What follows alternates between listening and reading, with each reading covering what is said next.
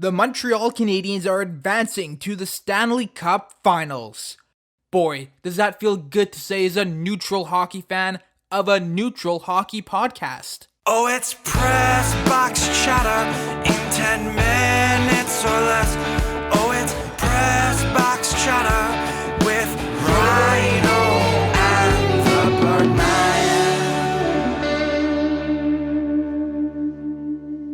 That's right. For the first time in 28 years, the Canadiens will look to bring Lord Stanley back to Rue Sainte-Catherine, mon tabarnak esti de Saint-Cyboire de Calice.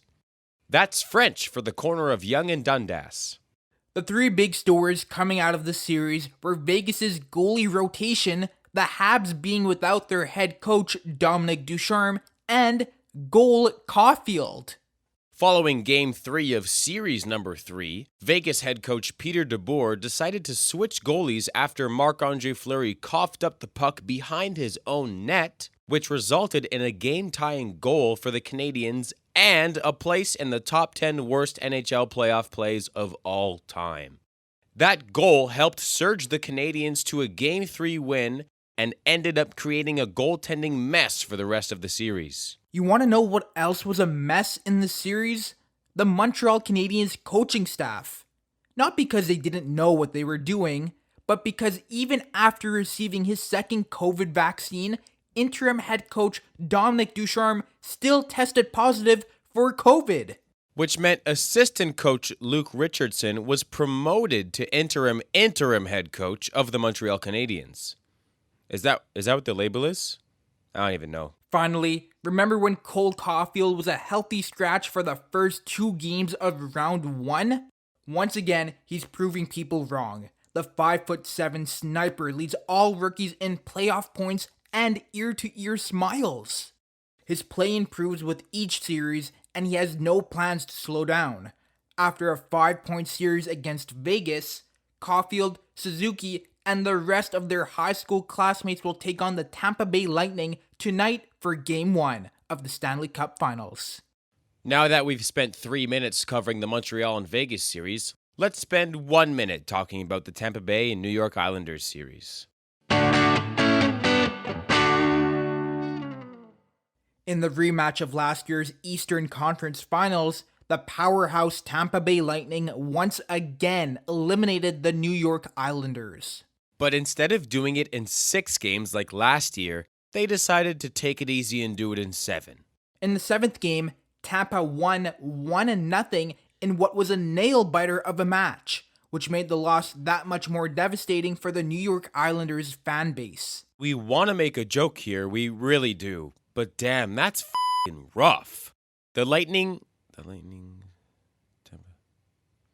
Tampa's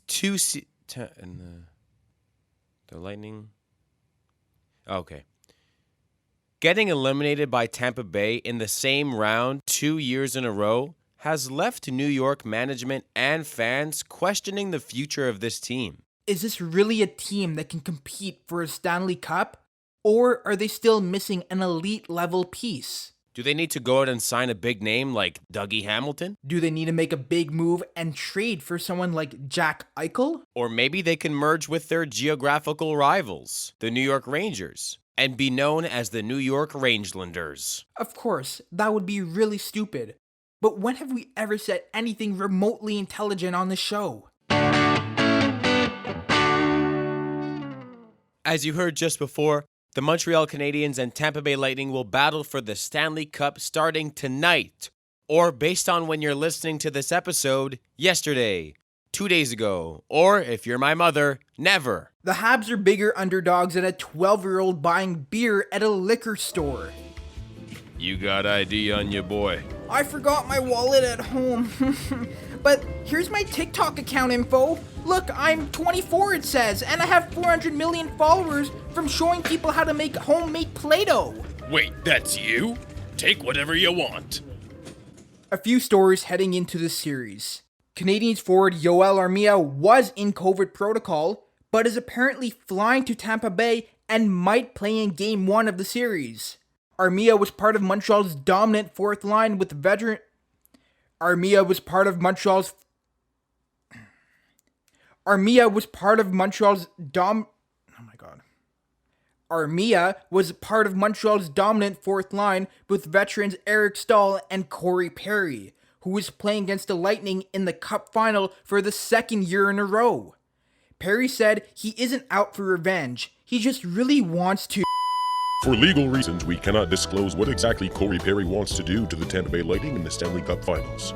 For the sake of this episode, we would like you to assume that Corey Perry only wants to have fun and play hockey. Tickets for games 3 and 4 at the Bell Center cost just about the same price as a 2017 Honda Civic.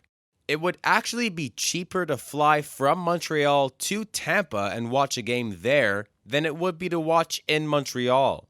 One of our buddies managed to secure tickets to a game in Montreal. Unfortunately, his family had to postpone his sister's upcoming wedding as they are no longer able to afford it.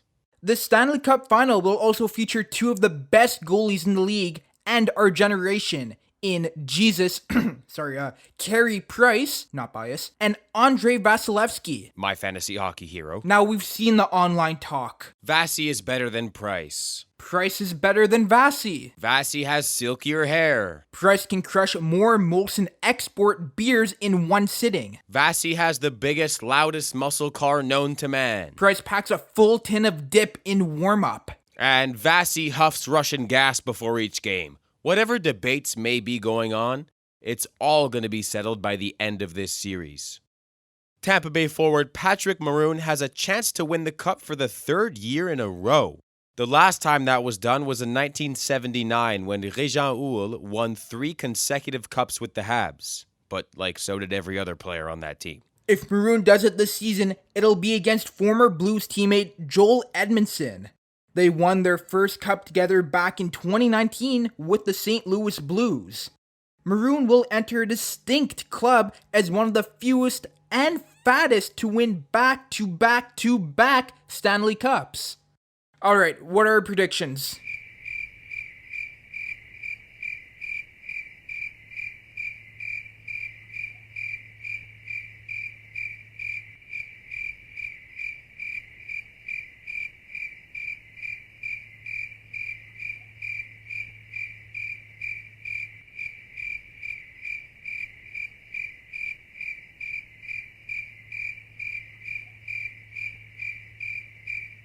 Totally unbiased here, obviously, but I've got Habs in 6. What about you, Rye? Yeah, I've got Habs in 1. There's a real show going on in Chicago. Last month, 2 separate lawsuits were filed against the Blackhawks over accusations that they covered up sexual assaults by former video coach Brad Aldrich. A former player said that he was assaulted and the team ignored his complaints. The other lawsuit was by a former high school hockey player who says he too was assaulted by Aldrich and is suing the Blackhawks over providing Aldrich with positive references and not reporting his past conduct. Former skills coach Paul Vincent brought the allegations forward to Blackhawks president John McDonough, vice president of hockey operations Al McIsaac, general manager Stan Bowman, and team psychologist James Gary, asking them to go to the police and being shown the door. Even though every guy on the team knew about it and that it was an open secret. So what has the league done about it? They said they contacted the Blackhawks, but there is no ongoing investigation. What else? Well, they didn't respond to any follow-up emails about what might prompt an investigation. That's the NHL I know. We would like to extend our condolences to Boston Bruins forward David Pastrnak. On Monday, he announced the death of his infant son, who passed away 6 days after birth. The whole Pastrnak family is in our thoughts. Oh, it's press box